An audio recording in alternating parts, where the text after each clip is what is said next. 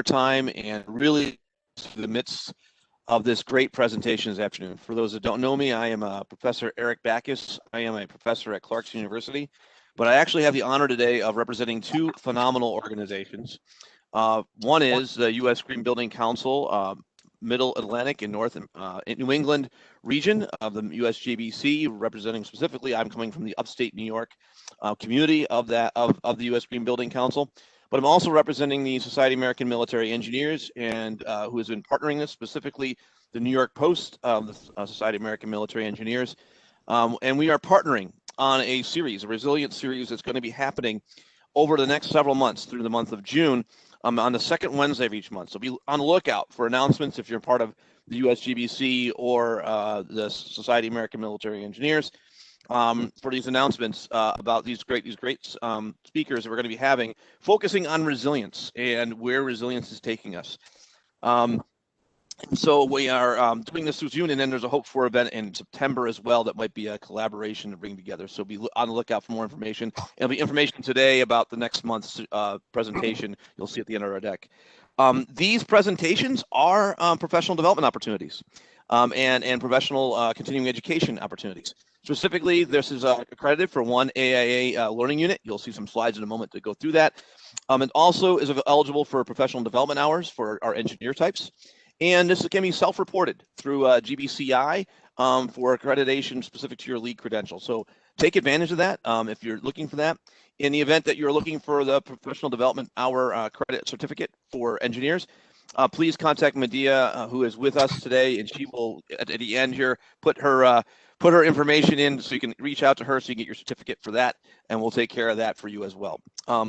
So without further ado, then, let's get into what we're here for today, and that is our presentation on this. And just a quick roll through the AIA slide just so you'll see that they are accredited for this. And here's where our description is. And so I really want to get into some great speakers we have today who are going to be presenting on this idea of what do we do about schools and where are they going in this world of COVID, in a post-COVID-19 world, and how that is that going to go both today and into the future. So here, you just saw the description. I'm not going to spend much time on this slide. I'm going to move right into our great speakers. So we have three phenomenal speakers today, and I'll introduce the first one is Bill Amann. So Bill, why don't you go ahead and introduce yourself, sir? Thank you, Eric. Hi, everyone. My name is Bill Amann. I am a mechanical and electrical engineer and president of M&E Engineers. I'm a past chair of the New Jersey chapter of the USGBC and now serve on the Market Leader Advisory Board, and I am a lead fellow. I'm going to share some information today about ventilation and filtration as they relate to the coronavirus. Thank you. Next up is Ken Filarski. Introduce yourself, sir. Thank you, Eric. And I thank you to the USGBC Middle Atlantic and Northeast regions and the Society of Military Engineers with the very special recognition of SAME's 100 years of accomplishments and distinctions. Congratulations. My name is Ken Filarski, as Eric said. My firm is Filarski Architecture and Planning and Research. The firm is ecology-based, numerous award-winning projects nationally, locally, statewide. As I said, the firm is ecology-based. I'm a sole proprietor. I'm chair of the U.S. Green Building Council, Rhode Island. And I'm very proud. To me, everything is linked together and connected. I'm a fellow of the American Institute of Architects, a lead fellow, as is Bill, lead accreditation in building design and construction, one of the first sites accredited professionals in the world, AICP certified planner, a certified floodplain manager, and a certified disaster responder and a certified disaster responder trainer. And as I said before, to me, everything is interconnected and linked. And thank you for the opportunity of being here. Thank you, Ken. And last but not least is Sean O'Brien. Sean, introduce yourself, sir. Yeah, thanks, Eric. Hello, everybody. My name is Sean O'Brien. I am an architect with Tetra Tech, which is a large corporate AE firm, global AE firm. We are a top 500 design firm. I'm located here in New York. I'm a registered architect in the state of New York. I've also had the opportunity to spend some time as an expat, and I am a registered architect in the state of Qatar as well. I'm a lead AP with BD+C as well as a certified disaster relief assessor, similar to Ken. I am a member of USGBC New York State Community Market Leadership Advisory Board. I am also currently the Green School Committee Chairman for the Upstate New York chapter. Yeah, looking forward to getting into this discussion on risk reduction and opening the school back up. Thank you. Great. Well, thank you, Sean. So just one last note before I turn it over to our speakers to get them going. Notice there is a Q&A opportunity as part of WebEx. So if you've not been on WebEx before, take a look at your little bar. There's a little thing that says Q&A. Click on that. That'll allow you to ask questions as we go through this. So Medea and I will be looking at that. And near the end, we'll have some time for some Q&A. We'll be asking our panel of speakers here to kind of respond to your questions. So, but as you feel things come along, please ask your questions. We're looking forward to them. So with that, no further ado then, let's get right into it. What is the context and where are we going? So first up, Sean, let's talk a little bit about where things are. What is COVID-19? Yeah, exactly. So we'd like to start this presentation with an introduction and a common understanding of what the virus is, what is COVID. So the coronavirus is a group of related RNL viruses that cause diseases in mammals and birds. We've all heard recently over the last 9 months all sorts of information about this. And so the two most common symptoms are a fever and a dry cough. In August of 2020, scientists at the University of Southern California reported that the likely order of initial symptoms of COVID-19 is a fever followed by a cough or muscle pain, which is different than one of the most common passive influenza, which you develop a cough and then fever later. So they're not exactly the same symptoms. It's a very contagious virus. Direct person-to-person transmission is primary means, and then it's thought to occur close-range contact through respiratory droplets, and we'll get into more of that discussion through physical as well as on the HVAC side with Bill's discussion. Next slide.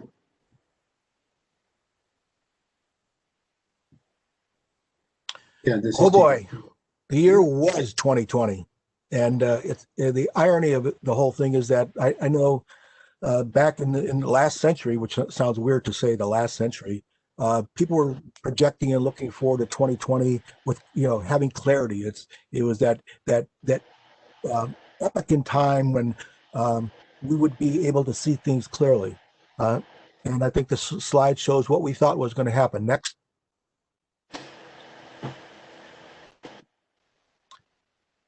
Eye chart. That's what we were thinking, seeing things clearly. But what really happened in 2020 was this. Next. Whoa. We weren't seeing things all that clearly at all. And next slide. How are we really seeing things? It's not only clarity, but variations of clarity, as epitomized here by color. Next. Next.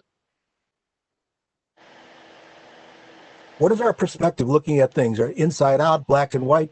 This is, and even in Technicolor, this is from a woodcut in the 16th century, where people are starting to look at things differently from a natural perspective and then the more technical side of things. Next. Speaking of COVID-19, we always thought that at the beginning, people were developing plans and procedures, and they were very well crafted. Here's an example from Rhode Island, how they would open the schools. But next slide. And then there's the belief and trust in the policy that it was being developed by government and other officials, or not. Next. This next three slides are a survey that was put out by Basics, which is the in Cranston, benefiting all students in Cranston schools. And they issued the same questionnaire to teachers and staff and to parents.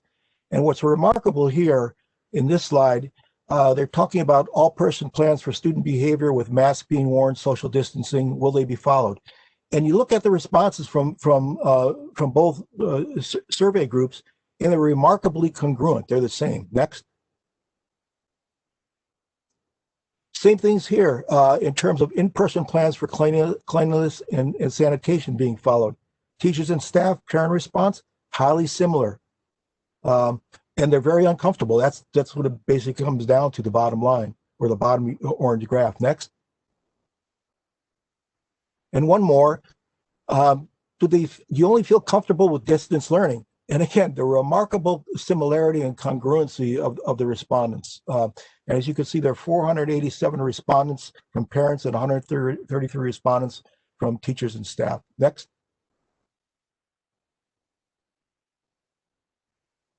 And this slide says it all. And I don't like repeating words on slides, but I will do one. Ah!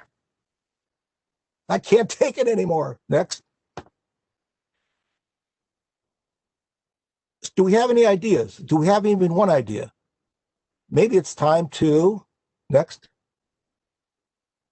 tell a story. And let's start telling our story, and Sean can start. Sean? Thanks, Ken. Yeah, so COVID-19 response in schools, what we did and why we did it. Next slide. Next slide.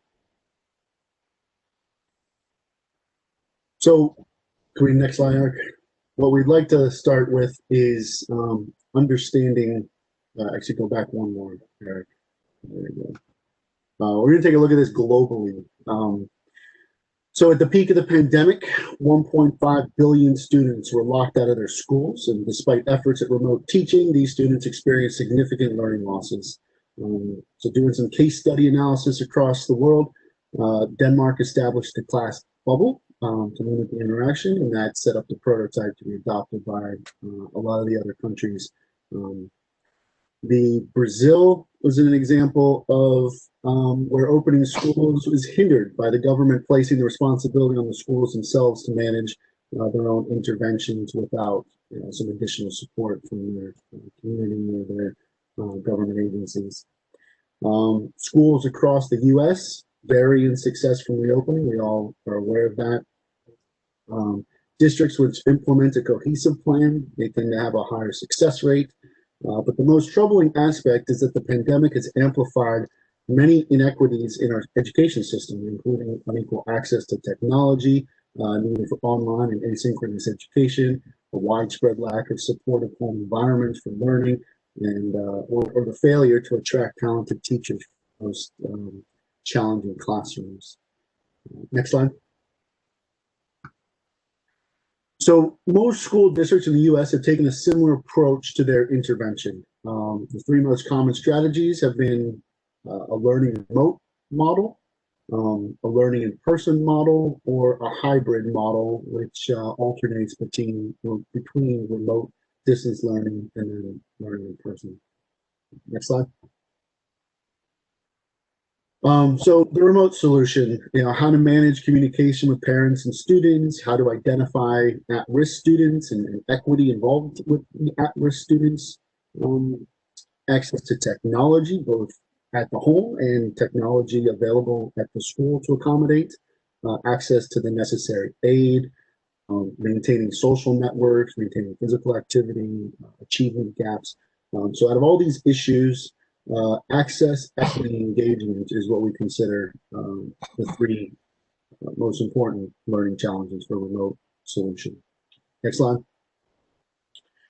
The hybrid solution, how to manage communication with parents and students again, how to ensure adequate childcare for younger students and the varying schedules between going to school in person and coming home to learn virtually, coordinating that type of transportation, both at the district level, how you utilize the existing transportation system on a varying level of scheduling challenges.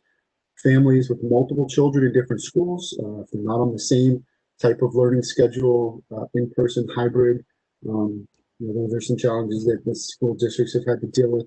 Again, access to technology, necessary aid, and then keeping the students engaged and present as they jump around between in-person and at home. So the hybrid learning challenges in a nutshell are customs, coordination, and childcare. Next slide. For the in-person solution, which is the solution we actually want to talk about in a little more depth for the rest of this presentation, but how do you ensure proper hand washing and mask wearing in this environment? How do you adequately disinfect high-touch surfaces? How do you maintain social distancing, proper ventilation and maintenance? That's what Bill will get into a little bit later. Keeping at-risk staff and students safe, how to engage virtual learners, and most importantly, how do you deal with the sort of special classes like your PE, music, sports, and theater. So for these in-person learning challenges, strategy, safety, and space are three aspects we want to get into a little bit more. Next slide. The process is not static. It requires flexibility, constant communication from the school district of students, caregivers, as well as from the families of the school and the districts. As the pandemic fluctuates, as we can see, so must the strategy in maintaining an open and accessible learning environment. So with the COVID upticks, you're going to be transitioning students and staff from an in-person environment back to a virtual environment, back to an in-person environment. So test the building systems to ensure air and water quality, assessing the strengths and the failures of the plans and protocols, and managing that social density to maintain a clean and sanitized environment. Next slide. As far as some risk reduction strategies, I'd like to take an opportunity and thank my colleague, Chloe Collins, for helping me with this type of research and getting this down into a graph that we could all sort of understand. We broke up the risk strategies based on cost and level of effort. So in order to implement, we chose 4 key areas to approach: procedural, planning, operation, and maintenance. So if you'll notice, the majority of the procedural items are relatively low level of effort and low cost, with the exception of reducing class size and density. And this requires either a small school population, which would adversely affect state aid and the availability of aid to a school district if you have a smaller school population, or what a lot of school districts have been dealing with recently is repurposing, adding space or building additional facilities or accounting for additional space in some facilities that are not commonly used for teaching environments, so that they can maximize the in-person population into the smaller cohorts, which is a costly event. Planning items have a greater level of effort to accomplish, but varying cost. Operational items tend to be in the middle, and as we can see from maintenance strategies, they tend to be more costly. And Bill can get into a lot more detail about updating, improving, and maintaining ventilation systems as part of his presentation. All right, next slide. I'll turn this back to Ken. Thank you, Sean. That the last slide, it's a wonderful example of appropriate and well done visualization of information. It's very helpful. Excuse me. About this time last year, the American Institute of Architects Disaster Assistance Committee recognized that the pandemic of COVID-19 was as much a natural disaster, which we normally deal with, as it typically regard natural disasters of flood, hurricane, tornado, earthquake, tsunami, and the like. What we did is we scrambled, and it was an organized scramble, and developed a number of tools. The basic and foundational tool for all our work with addressing COVID was a reoccupancy assessment tool. Went through versions 1, 2, and 3. It was peer reviewed by healthcare professionals, medical professionals, epidemiologists, and we're very proud of it. Next slide. And a quick overview of the organization of the slide. It 119 recommendations, and I made a mistake here in this wording. There are 109 scientific and technical references, not just recommendations. So it's a robust document, and I should say that we're continuing this work in 2021. I was asked to be, and I accepted the chairmanship of the AIA Disaster Assistance Committee for this year by the president of the AIA. Next slide. The tool has a menu of control options. They're not mandatory. They're based on a hierarchy of controls, and as I mentioned before, the reference guidance from a number of different organizations. And essentially, it's used to inform design and strategy options. Next. And this is what we started with. We didn't wish to reinvent the wheel, in this case, the pyramid, nor did we wish to introduce a third-party methodology coming from architects, which would then need to be garner acceptance by the very audience we wish to reach and collaborate with. Next. We did expand the concept and practice of engineering controls because what the CDC does in their hierarchy of controls, they have this inverted pyramid. And the only thing that we changed where before it was engineering controls, we added architecture and engineering controls. And as you can see here, there are a number of different layers, but in the top of the pyramid is most effective. Obviously, the bottom is the least effective in terms of elimination. And it's surprising to see that PPE, even though it's highly promoted, it's really the least effective. The most effective is coming up with a vaccine, which we didn't have then, but it's coming online now. And then substitution, which is not available. The analogy with substitution is for heroin users, they're prescribed methadone.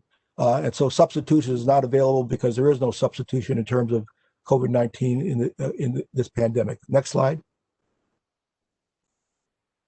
The interventions that from CDC guidance, we've all read and heard about these, and I'm not going to read them, but they're generally what we know, and they're almost becoming inbred in our understanding and our way of life. Next slide. Next. The tool, I'll reference it to tool rather than keep saying the reoccupancy assessment tool, is again, it's a framework of strategies for businesses and buildings. Just like in disaster response, to get people back into their homes, into their lives, and businesses open as quickly and fully as possible. Their baseline parameters for reoccupancy, their architectural engineering strategies, administrative policies and procedures, and also policies and procedures related to PPE. Next. The tool begins with a go, no-go strategy.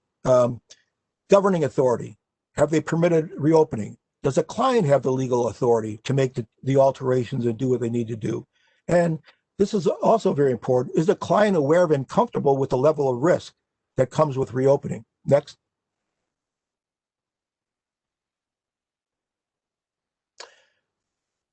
Again, the considerations, the tool is based on a hierarchy controls. They're not mandatory. The client and their advisors need to determine collaboratively whether essential or desirable. And this is also important. Some of the mitigations may be inconsistent with other needs, such as security, accessibility, sustainability, resilience. The whole aspect of fresh air goes against energy efficiency. Security, the how the buildings are occupied goes against, or possibly can go against not only threat assessment, but defenses against active shooters and threat assessments. Next slide. Next, the baseline parameters, goals, operating authority, facility authority, risk management. Sean had mentioned risk management. There's a risk management guidance document the AIA has also put out. And again, simple checklist, yes or no, to basically get a sense of where you are in the context of the pandemic. Next. Okay, I found this on the web. Whoa. Get a sense of where you are in the context of the pandemic. Next. Sorry about that. Siri picked up on my iPad. Oh, you never know what's going to happen. I apologize for that. As you could read while I was trying to turn off Siri, the tool is applicable to different building types relative to their needs, and there are specific examples which are color-coded based upon various categories, and there's further guidance about reopening relative to all these building uses and categories that you see here. Next. The controls, we talked about that before. The first priority in the inverted CDC inverted pyramid elimination, the second and substitution are not applicable. The third priority is architectural and engineering controls. They're organized and based on the Uniformat OmniClass 21 specifications format, so it's familiar to the architecture and engineering community. And you could see the various categories and classification and order of and the organization that's there. Next slide also demonstrates the same thing in the controls relative to the fourth and fifth priorities of administrative controls and personal protection equipment. Again, the Uniformat specification system is used. Next. Next slide. Oh, I'm sorry. The assessment tool is an example of general considerations. The site, building envelope, plumbing, HVAC, and procedures. These are just, one-line items for each of those categories, but they're more robust and fully fleshed out in the entire document. Next. The tool deals with spatial connectivity, not only in the 2 dimensions, but also in the vertical of the 3rd dimension and the 4th dimension of time. Next. Social distancing. This has been understood and also very misunderstood. It's dynamic. Where people are just standing 6 feet apart, it's static. And the 6-foot radius in this analysis relative to the circles is to denote how people can move through space, or it's a starting point. It's a starting point for determining correctly occupancy levels for a given space based upon square footage. Next.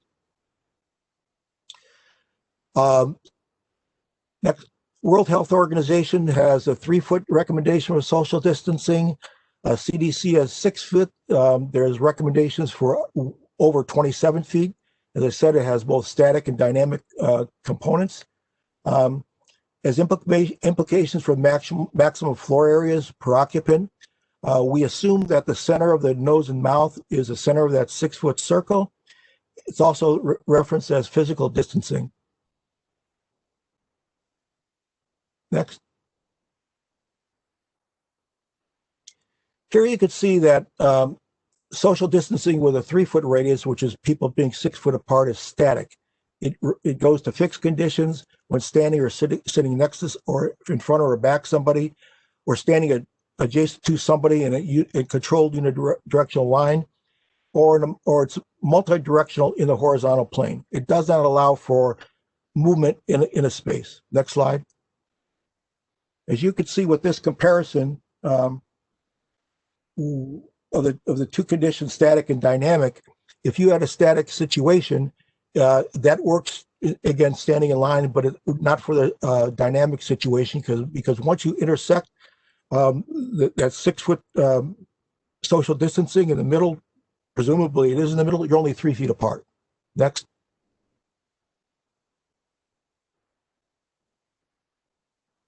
The proper application of social distancing is when people are in a 6-foot radius, 12 feet apart, because it allows people to move through the space. The 6-foot radius, a little over 113 square feet of floor space, and it has implications for the occupant load factor tables in our building and fire codes.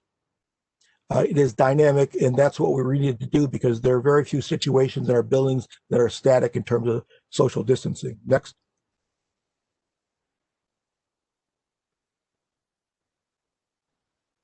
This is a quick overview. I mentioned 113 square feet for these next 2 slides. I'm using 100 square feet rather than 113 because it's easier for calculation and for understanding.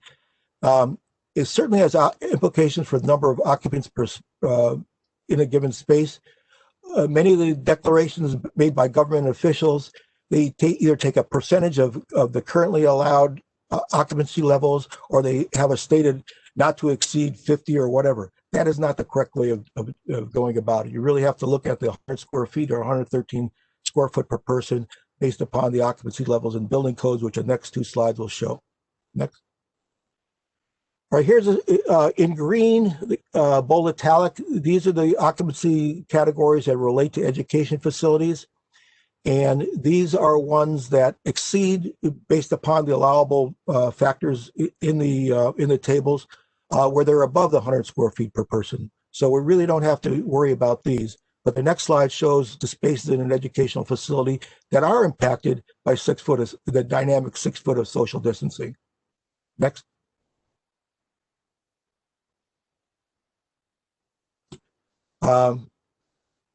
And here they are. Assembly, voc areas, exercise rooms, libraries, locker rooms, stages and platforms. Those are all are impacted by that dynamic 6 foot radius of the social distancing. So be aware of that and keep that in mind. Next. Transmission, Sean talked about that, Bill will as well. On the average, it'll transmit to 2 to 3 people with no controls. Its effect impacts smaller enclosed spaces. Surfaces are contaminated through droplets and the human touch, and it survives on cardboard, copper, and steel and plastic for different variations of time. Now, a lot of this information is changed or it's modified slightly over time as we grow and gather more information on the pandemic. Next slide.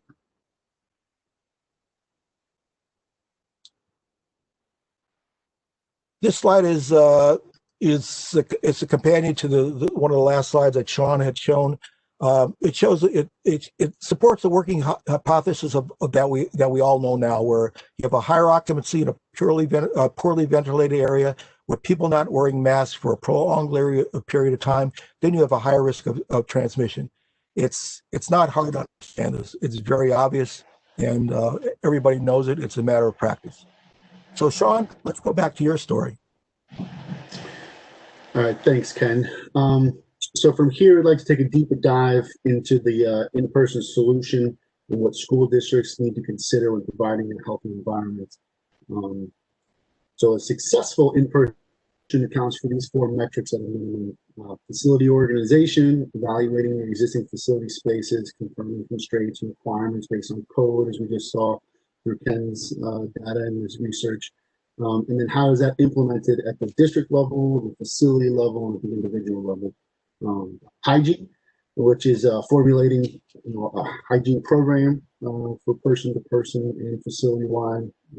We'll talk about some scheduling metrics and react transitioning in and out of school due to the changes and modifications in the teacher and the student attendance, and then monitoring how that involves the entire community. Next slide. So facility organization, how do you maintain social distancing? And those aspects, he'll talk about proper maintenance. But let's first talk about the classroom. Next slide. So social distancing inside the classroom, as Ken stated, we need to maintain that 6 foot of separation as a 12-foot circumference in order to ensure that we have a dynamic environment to be maintained. So that separation between the student and the teacher desk, between the students themselves, between the walls, so that you can ensure one-way paths to maintain that separation as well. And then the other thing to consider, even though a classroom may have a sink in it, adding a hand sanitizer at the entry will allow the students to sanitize and staff to sanitize upon entry and in that room as well. Next slide. So a lot of districts have also taken the opportunity to include an outdoor classroom concept. And then as an example of reducing the density and repurposing space, for example, you can see in the top left picture, this is an example of a school that receives some log cuts. So we're able to provide an outdoor learning environment for the students. This is actually a school in upstate New York where we do get inclement weather and lots of snow, and the students are just putting on their snowsuits and maintaining that outdoor learning environment. The outdoor, for an outdoor classroom space, obviously you would consider the furniture, which would allow the students to enjoy some individual learning sessions while outdoors, and then the classroom materials should be stored and separated between students. So this is a successful example at a local school here in New York. Next slide. The next space to consider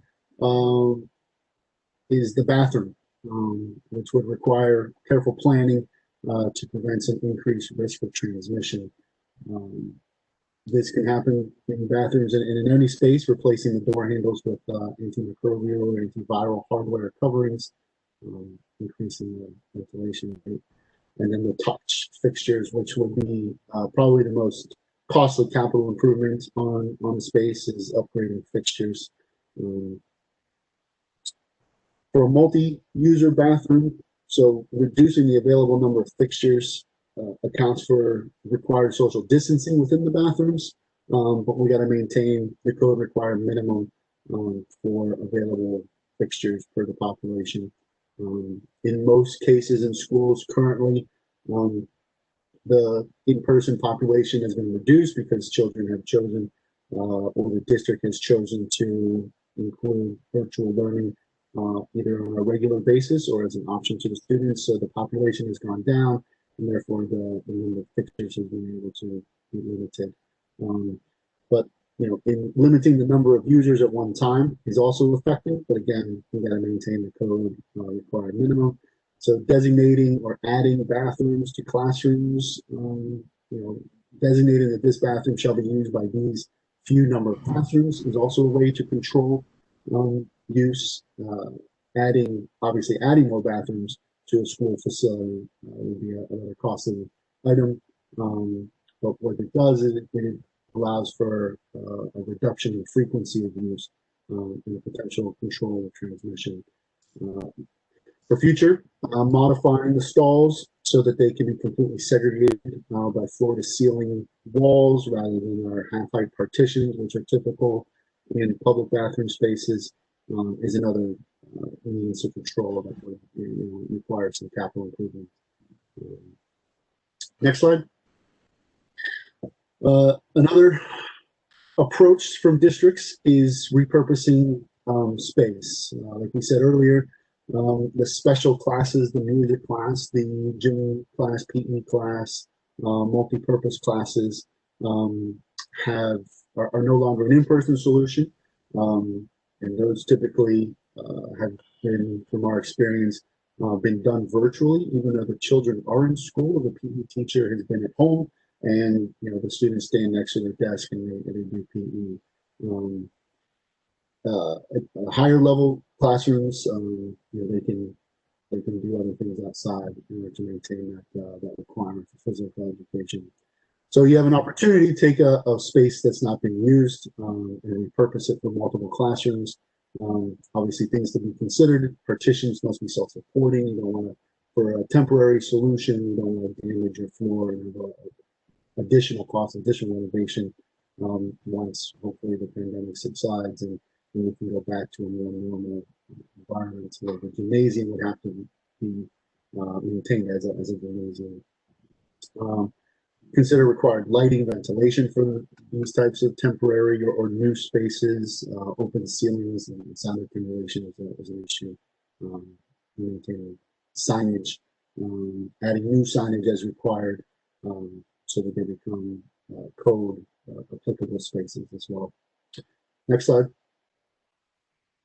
So that was sort of the facility organization side of it. And I'd like to get into a little bit on the hygiene side, how you adequately disinfect schools, high-touch surfaces, restrooms, keep at-risk staff and students safe. Next slide. So first we'll talk about hygiene at the individual level. So a low-cost and low-level strategy, low-level effort strategy would be for all students and staff to wear a mask at all times. There's no cost associated with that, and research shows that that is a good means to reducing transmission. Hand sanitizing stations provided, indoor, outdoor classrooms, both, offices, multi-purpose spaces, at the entry so that you can enter and exit a space and sanitize. Educational signage on virus protection, raising awareness is also a low-cost item. And then obviously being willing and able to provide that support for students and staff. Next slide. So at a facility-wide hygiene level, hygiene programs that are developed need to consider the following items. Again, capital improvement would be to change your hardware on your classrooms and your common use spaces with antimicrobial units. Disinfection programs, when you align your hygiene program with your schedule, there's an opportunity to provide a deeper clean when this classrooms and when the school is not occupied or is partially occupied. So having these programs and these deep clean sessions, after school, before school, or over the weekends. And in some places, this could be a benefit of using a robot to provide those types of constant cleaning measures throughout the school as well. Obviously, increasing daylight has proven effect to inhibit the virus and the growth. So a comprehensive plan needs to evaluate how school buildings and buses are cleaned, how food is prepared in the school, how healthcare is delivered in the school,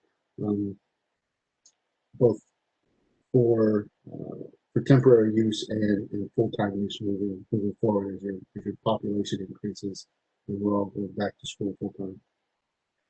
Next slide. So scheduling is a procedural aspect that obviously the school district and the staff and the administrators need to maintain. But when we look at scheduling on space and how it affects the use of space, managing the separation of cohorts, the classroom bubbles, and how you engage the virtual learners in an asynchronous environment is something we'd like to talk about in a little bit more detail.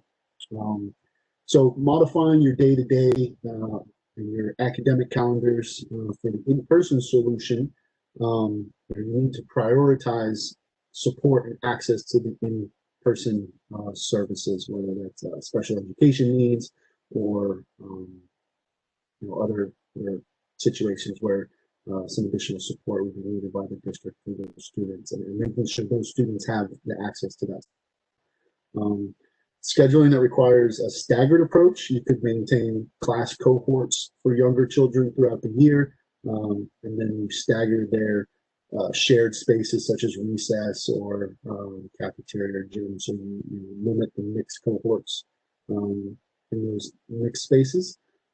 Older children require a variety of teaching spaces, from lab space to some STEM space, and that needs to be considered. Access to that throughout the building. Modifying your special events, obviously your location and access.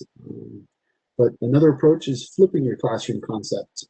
So your student work on a virtual level is basic learning skills and knowledge that's available via the platforms and videos that are put out there. And then the time spent in the classroom is the project-based and higher level learning skills. And maintaining, so repurposing spaces in the school so that they can account for these more specialized learning environments that we typically see in schools now. Next slide. So here's a good example of a typical schedule that's been adopted by a lot of school districts across the U.S. You have a cohort A and a cohort B, and then they transition between the days. So Monday, Tuesday is A, Thursday, Friday is a B in person, and then Wednesday is a deep cleaning day for the school as they transition between the two cohorts, and then again over the weekend. Interestingly, the data on the left is actually from my own kid's school, but as you can see, the total in-person population is higher. But the class sizes on average are much less than what we typically see with only 11.5 students per class. And that's obviously due to needing to implement social distancing and classroom size. While the kids who chose to learn virtually, twice as much in person. And we're seeing now that the research and the data coming off of virtual learning may actually be a hindrance into the progress of these students' learning environments, and for teachers as well, especially if the teacher is in person trying to do asynchronous learning to a virtual classes at the same time as in person. So these are some challenges that districts are dealing with currently, and how do we affect that with our space organization. Next slide.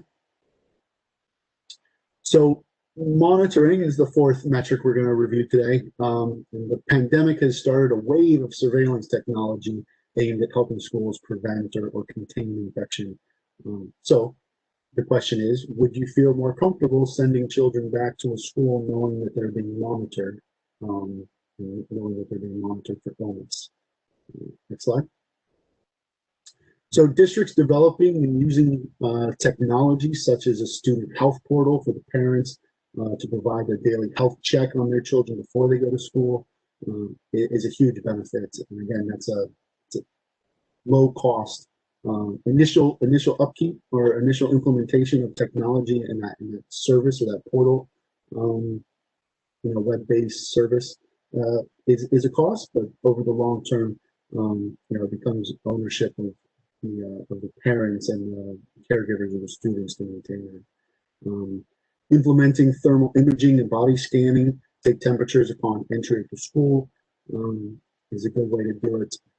However, the image on the left is a good graphic with regard to monitoring at the community level.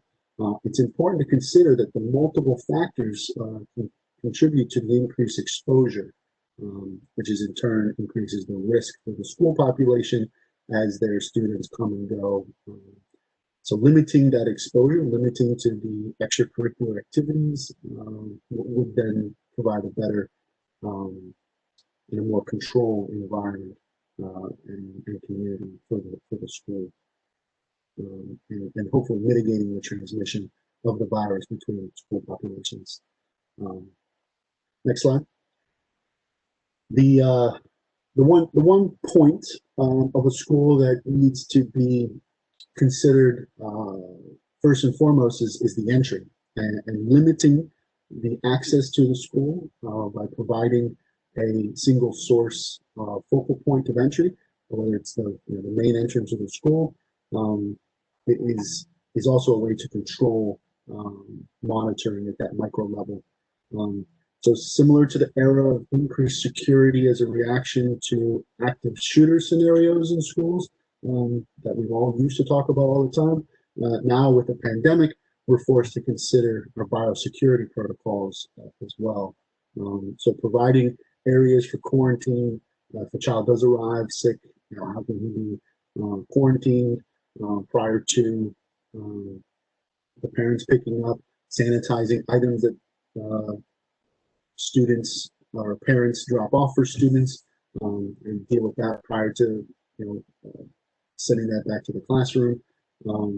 Temperature taking areas at the entry, also to limit exposure and that single file line, and then modifying your drop-off scenarios for parents or teachers, and then separating the entry and the exit at the main entry as well, so we limit that transmission back and forth. All right, at this point, I'll turn it back to Ken. Thank you. Thank you, Sean. I've called an Uber for Siri to get her out of the way. All right, new year, new time. Let's be thinking to the class of 2021 rather than 2020. Next slide.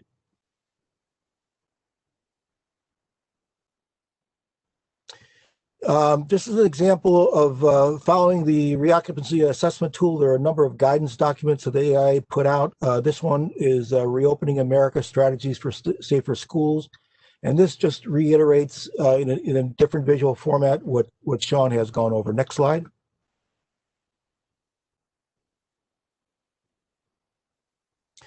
Here's an example from the Strategies for Safer Schools of a single classroom, 800 square feet, pre-pandemic 24 desks, 33 students, pandemic parameters 12 desks, 66, or I say not 33 students, 33 square foot per student, with a pandemic 12 desks, 66 students per desk. In these slides, if you notice these numbers, 3.2, 0.2, whatnot, those reference are the recommendations of the reoccupancy assessment tool. So all the reopening strategies documents are referenced back to the reoccupancy tool. Next slide.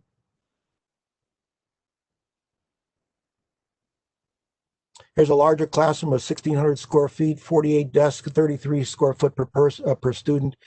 Pre-pandemic, reduced in half as the 800 square foot classroom, 24 desks, 66 square foot per classroom. Next slide. Just a quick example. It included locker rooms, but there's no need to go over this in detail. Many students in schools nowadays don't even use locker rooms. Next slide. One of the nice things about, if there are nice things about the pandemic, is there's cooperation, collaborations between organizations. When the reoccupancy assessment tool was developed by the AIA, I gave a call over to Mahesh Ramanujam, CEO and president of USGBC, and told him about it. And he said, send it over. I sent it over, and within a week, it became one of the first lead safety pilot credits under the re-enter your workspace. I think there's 4 or 5 I'll show here just quickly, but I think they're up to 7 now. It includes some safety first pilot credits using ARC. Next slide. The re-enter your workspace is based upon the reoccupancy assessment tool. Another one is cleaning and disinfecting your workspace. Next slide.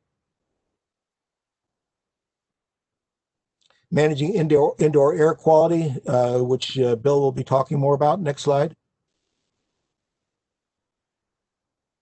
Building water system recommissioning. This was sort of an afterthought. They're so concerned about air quality in the beginning that people didn't realize, or they were a little bit slow to the game, understanding that, wait a minute, water's been sitting in our pipes for a long time.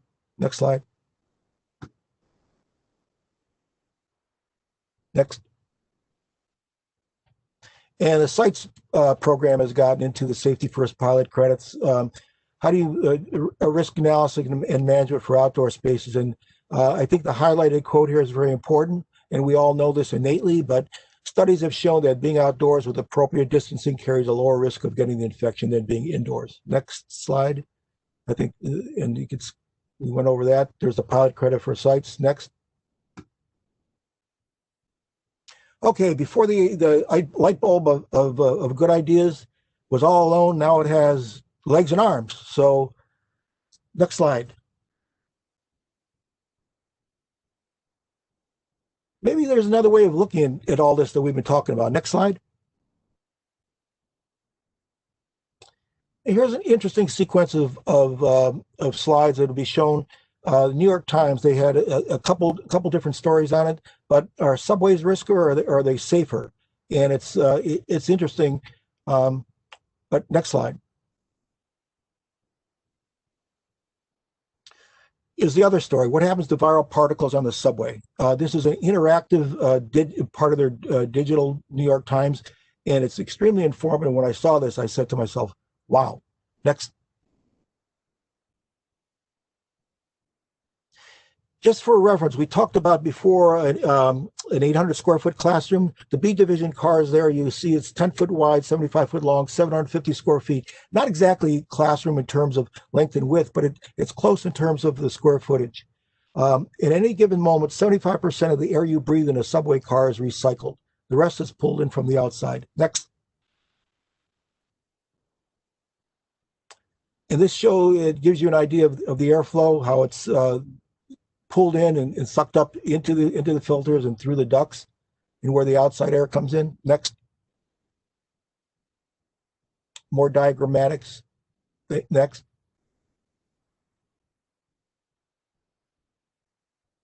Now here's a sequence that shows how air moves through the car over time.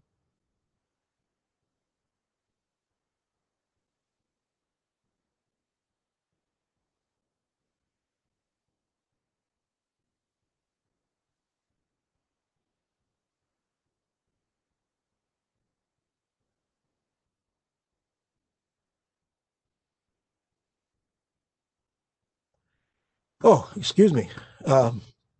Bless you. Next. These sequences show sneezing with a mask on, sneezing without a mask over time, same subway car.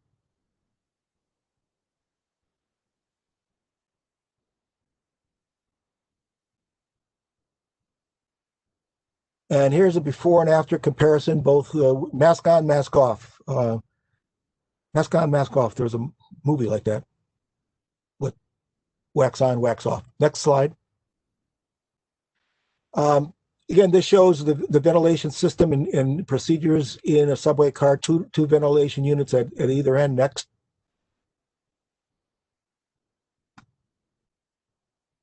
Again, the diagrammatics using the same color codes as the earlier slides, how the air is pulled through the filters and in the cooling coils. Next.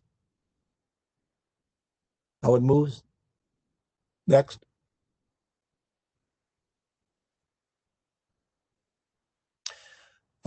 Typical filter, it's pretty simple. By folding, it increases the surface area. There's a lot of different levels of filtration systems. Some are obviously better than others.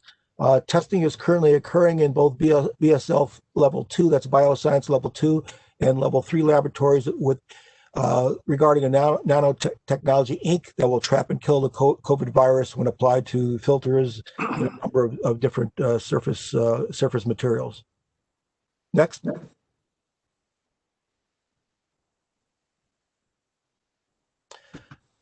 Going back to the subway guys, it may be safer than you think, as it's been proven that it is. Next.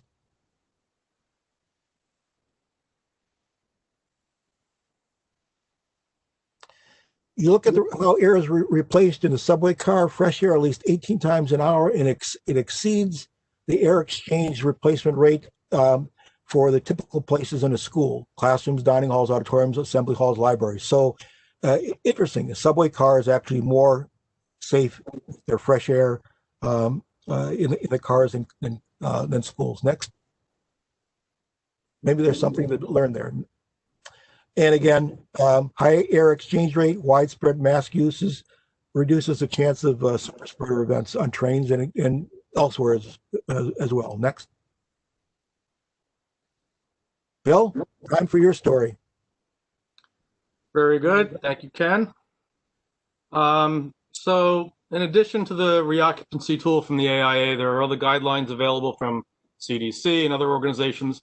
And all of them talk about ventilation, but most do not provide a lot of details or specific information, except for ASHRAE. Next slide. So I want to share the recommendations for ventilation and filtration for enhancing indoor air quality. Next. This tiny speck of protein wrapped in fat has killed over 380,000 people in the United States so far, and it is not going away anytime soon. So while we hope vaccines will bring an end to this pandemic sometime this year, we still have a ways to go until we get to that point, and we need to learn from this tragedy in order to protect ourselves in the meantime, and just as importantly, to implement strategies that will protect us from other virus strains in the future. Next. So we know that these virus particles can be transmitted from person to person through the air. We call these aerosolized particles, and depending on the size of the particles and airflow in a given space, we can model how they travel, as was demonstrated in the subway car. The modeling programs use computational fluid dynamics, CFD, to predict the length of time and distance the particles can spread in a given space configuration. Okay, next slide. Researchers at RWTH Aachen, it's the largest technical university in Germany, performed these studies for typical classrooms and found three major variables that affect the relative risk of exposure: the occupant density, the ventilation rate, and the exposure time. So this graph demonstrates the relative risks within a typical classroom for a 5-hour exposure.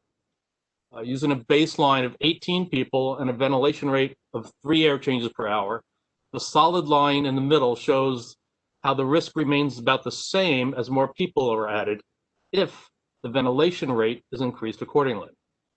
The line to the left represents a relative risk of 2, or in other words, the risk doubles and is inversely proportional to the ventilation rate. To reduce the risk by half, you can just barely see this little line at the bottom right corner where the ventilation rate is doubled to 6 air changes per hour with the same occupancy rate.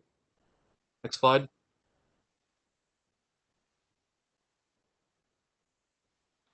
Here in the US, ventilation rates are established by the American Society of Heating, Refrigeration, and Air Conditioning Engineers, or ASHRAE, together with the American National Standards Institute.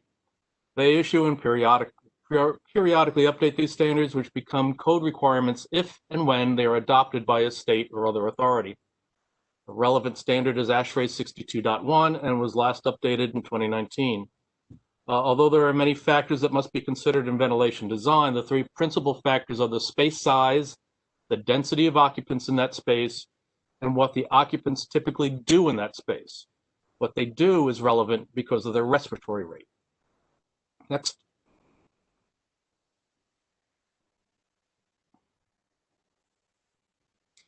This table is a small excerpt from Standard 62.1 showing some typical spaces in a school. For instance, the minimum ventilation rate in a classroom is 10 cubic feet of outside air per minute, CFM, per person, plus an additional 0.12 CFM per square foot of the space. Column on the right shows if the number of people that the space is designed for is known, then that number should be used. But they publish a default occupancy rate for each type of space. So you can see that the ventilation rate per person varies from 5 CFM for an office up to 10 CFM per person in a classroom. However, you'll note the default occupancy density levels are far greater in spaces like the cafeteria and multi-purpose rooms. So these spaces will have higher ventilation rates. Next.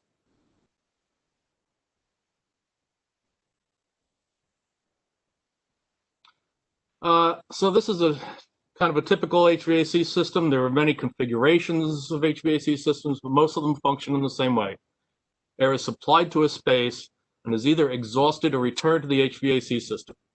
In most systems, 60% to 80% of the air is returned.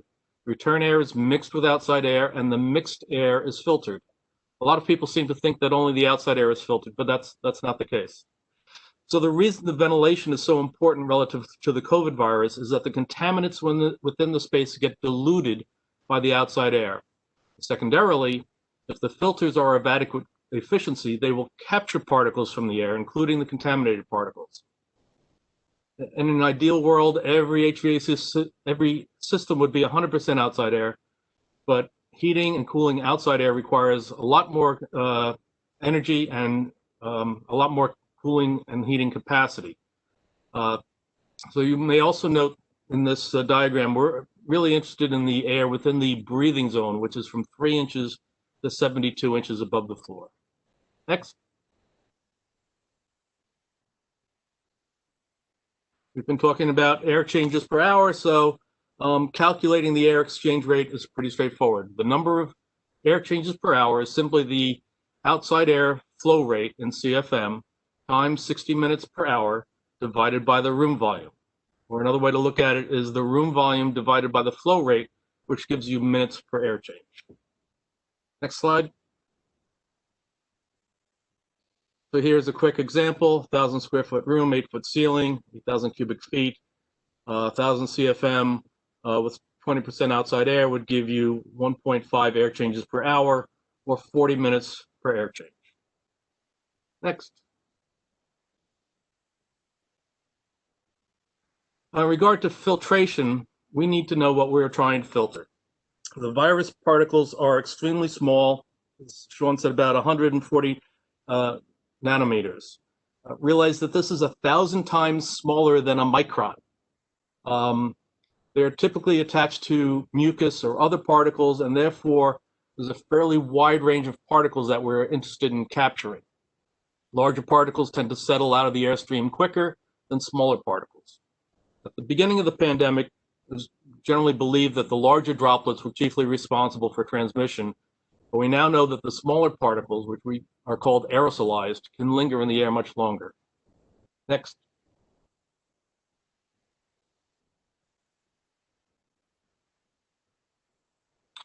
So HVAC filters have different efficiencies for various size particles, and they are graded according to their minimum efficiencies on 3 ranges of micron particle sizes. And this is called the minimum efficiency report value, or MERV rating. Most typical HVAC units have a MERV 7 or lower filter, and you can see from the chart that they're not even rated for smaller particle ranges. When you get into MERV 13 and higher, you get increasingly higher rates of efficiency in these smaller micron ranges. Next. So why not just put higher MERV rated filters into every unit? Well, because the higher the filter efficiency, the higher the pressure drop. The higher the pressure drop, the lower the airflow for a given fan at a given speed. So in some cases, the fan speed may be able to be increased to account for the additional pressure, but the motor needs to have the available horsepower to do so. Or you might be willing to accept a reduced airflow, but cooling coils in particular have minimum velocity requirements, and there would also be a reduction in the heating and cooling capacity. Next.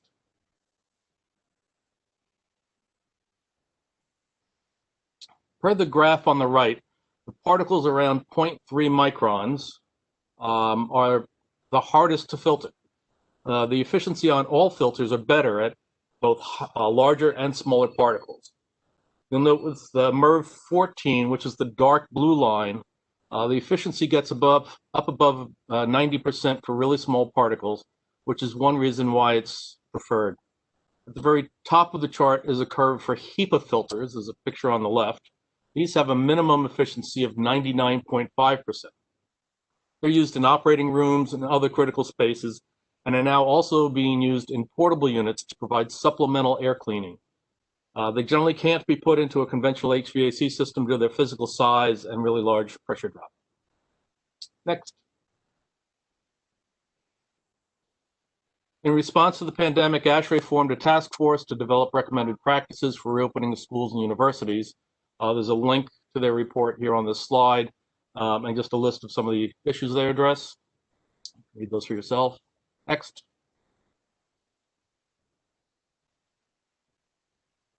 In regard to ventilation, this is a summary of their recommendations.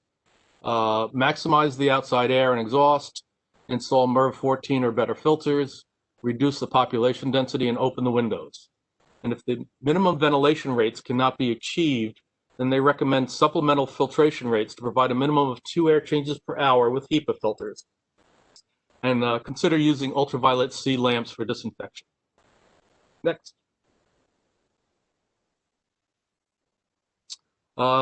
These supplemental units just recirculate and are available in different configurations, such as those shown here. The unit on the left is portable, and these are being deployed in lots of classrooms. The unit on the right is an example of a ceiling-mounted unit. Next.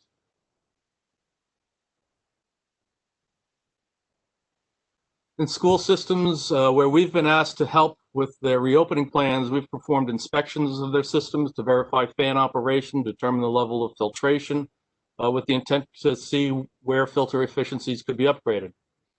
The reality was we found units with outside air dampers wired shut, units with collapsed filters. So these are obviously not giving the protection to the occupants that they should be. So systems need to be operating properly and be properly maintained. Very important. Next. Oh, I'm sorry. Well, just stay there. We also calculated the ventilation rate for each classroom, both at full occupancy and at reduced occupancy levels, and identified which classrooms would need supplemental filter units under those scenarios. And those units are not inexpensive, especially if they've got the UVC in them.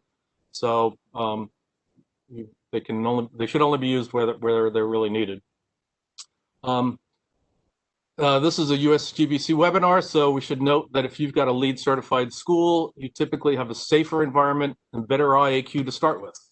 LEED requires compliance with ASHRAE 62.1, whereas we've found many schools and other buildings that do not comply despite it being a code requirement.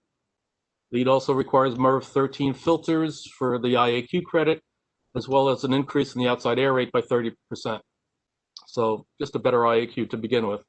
On the flip side, a lot of buildings use demand-controlled ventilation in order to save energy, and during the pandemic, it's recommended that those controls be disabled in order to maximize the ventilation rate.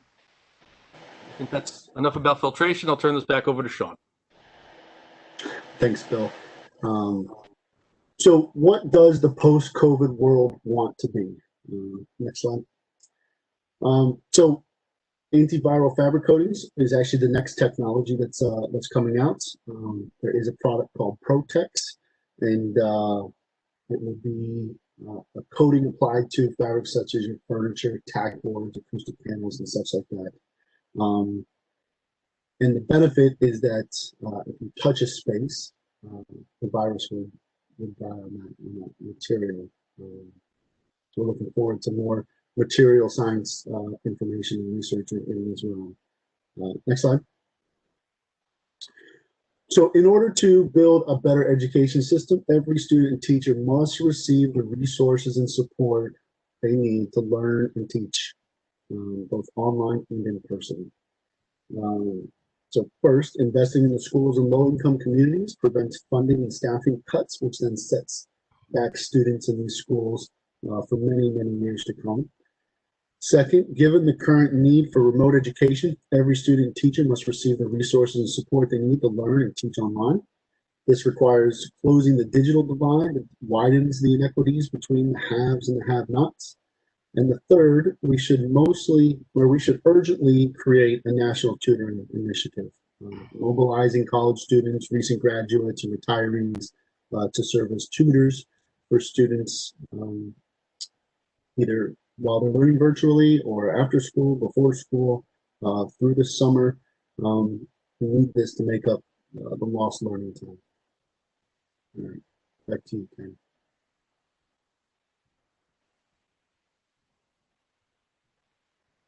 And one more look. Next slide. New York Times, school beat earlier plagues with outdoor classes. We should too. Well, I'll be. Take a look at this. Talk about floating idea. Here's a classroom in a ferry in New York City during the pandemic in 1915. Next slide.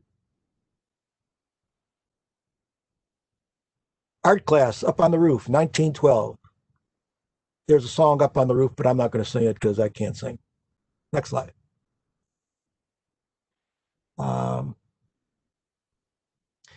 Earlier schools outdoors in New York City were accessed, and they were replicated within 2 years by with over 65 open air classrooms. Next.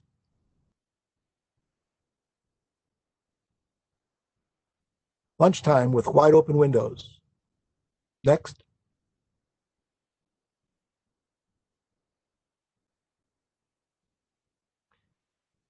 Normally I don't read the words on a slide, but I'll try to not read them word for word. But essentially, all this is pointing to, we want our children to be safe, secure, healthy, and happy.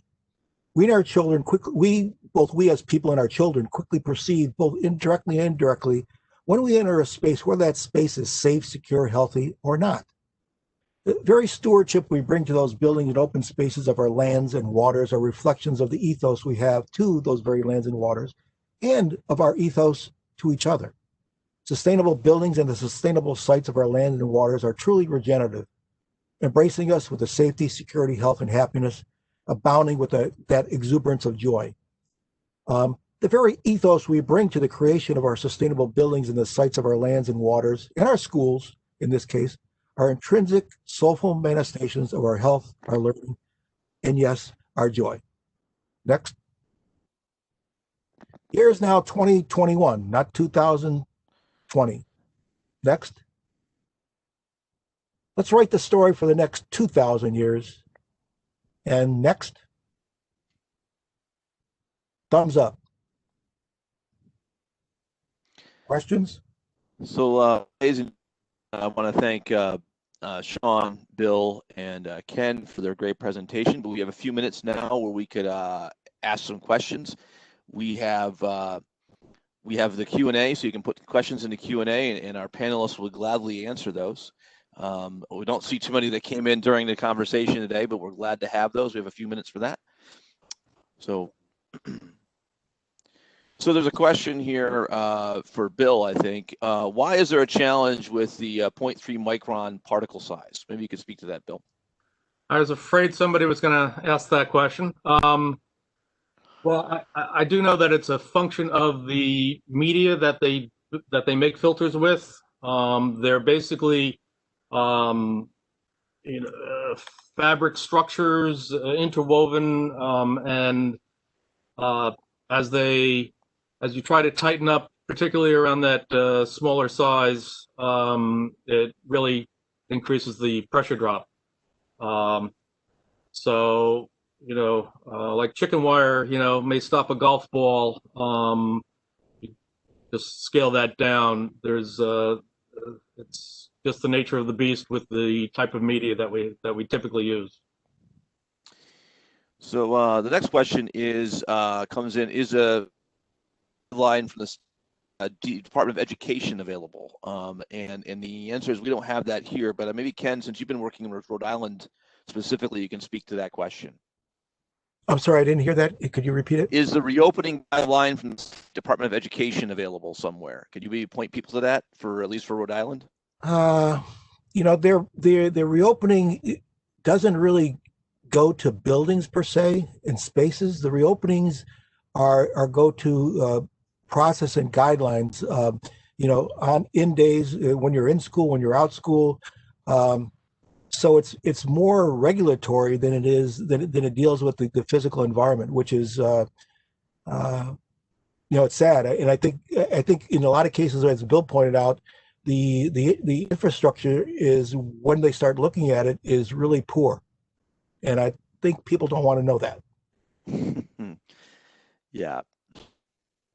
The question, maybe Sean or Kate might want to answer this. The question is, has the idea of open air schools been floated by or with school systems within the country yet? Has anybody across the country adopted open air schools or even discussed it? Maybe Ken or Sean? Yeah, I can actually speak to that because we were involved with a lot of schools across the state of New York. So one of the concepts for, obviously, you saw in the slide that we have examples of classroom spaces that are outside. They're usually reserved for the lower age groups at the time being. A couple of the schools in New York were floating the concept of having a tent, an event tent, more like a wedding sort of large format tent, 400 square feet and larger. However, one of the issues with an outdoor tent experience or covered tarp experience was trying to control that environment for prolonged use during colder or more inclement weather. And in New York, the state of New York actually required that to go through their standard review process. So we had to create drawings of outdoor tents, and we were getting feedback from the state education department that we needed that tent to be ventilated, and exit signage and fire protection implementation. So that sort of countered the use of outdoor space by then having to ventilate outdoor space. So the best solution so far has just been an outdoor open air log cuts for the class to gather around, and then when it pours, it rains. We have seen the use of tarps strung up between structures as more of a sort of temporary protection in a formidable outdoor space being permanent. So I'll ask another question. Thank you for that, Sean. Have any of you guys as panelists used crowd simulation or mass motion software for schools? The questioner adds to that, these platforms are based on more predictable adults, but may be useful in studying more crowded areas in schools. So has anybody used any kind of crowd simulation, mass motion simulation? I could speak of that, not for schools, because I think schools, in terms of what I've seen, by going in them physically, is that they're pretty controlled, once they're in, because their populations are highly reduced. We did do crowd simulation and mass motion. When I say we, the AIA Disaster Assistance Committee, when we developed a reopening strategy for polling places, which could be rather chaotic, and so we did use them there. But we haven't done it, either the AIA or myself personally for education facilities. Yeah. One last question. The rest of them will have to, in response. So if you want to let Medea know, and Medea, maybe you put into the chat or to the public notice your email, so if people have questions, they can send them to you. Last question is, what do you guys feel about high-speed hand dryers in school bathrooms in relation to this discussion around COVID-19? Any thoughts about the high-speed air dryers for hand dryers for schools? I think that's Yeah, I mean, in general, there's a lot of controversy about what that air would then do to the space. But I mean, in general, if you follow the CDC's requirements for washing your hand 20 seconds, then you reduce whatever contaminant is on your hand potentially by the time you get over to the dryer.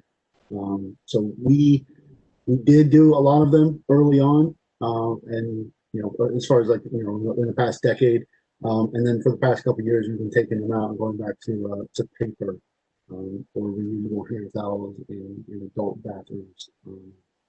So personally, I prefer a paper towel.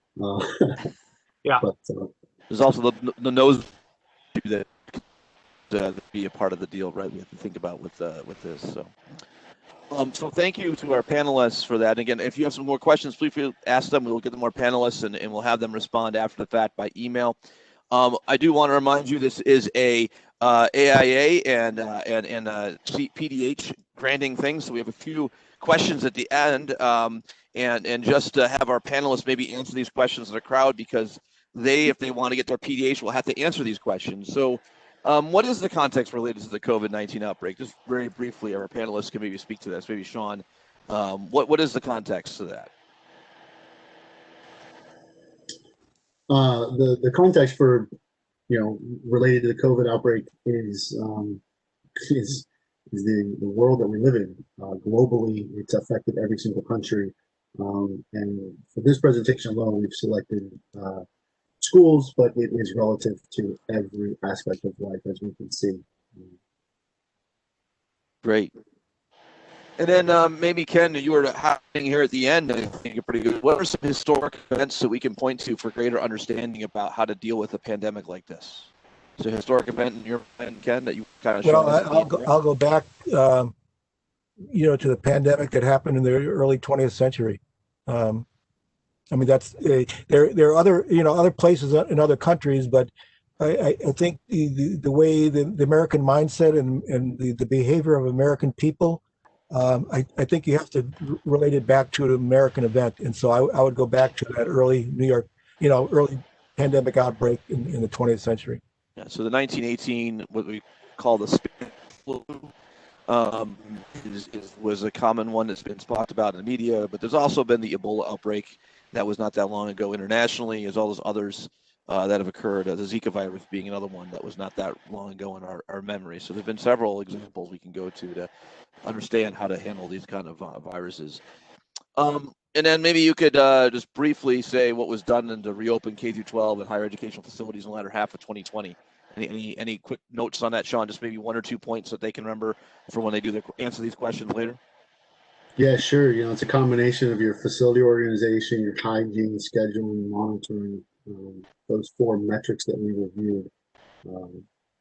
That has been done, will need to continue to be implemented and designed and considered for the future. Thank you, Sean. I can also emphasize the fact that it's also political in terms of teachers' unions and the respective departments of education. There's that's an underlying dynamic that how they influence opening or not. Right. So question number 4 here really is a question I'll answer. There's really 2 types of tool sets we provided. One was the reopening guidance that was provided by AIA and the tool set that's there, the reopening tool, assessment tool.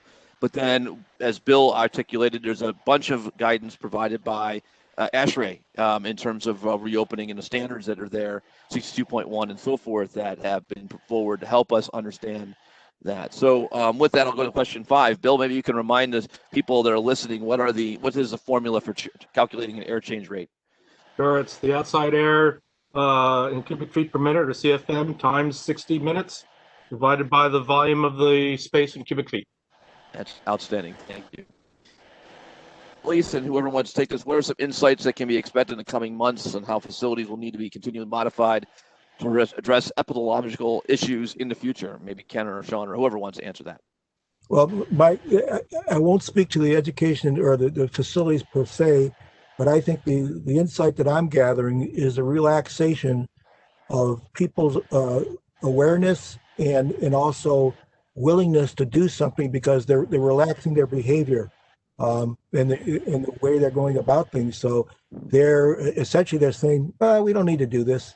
And with the various budget crunches across the country at all levels of government, it's going to be very, very difficult to do capital improvements to adequately address the future pandemic issues. Great. Well, thank you, Ken.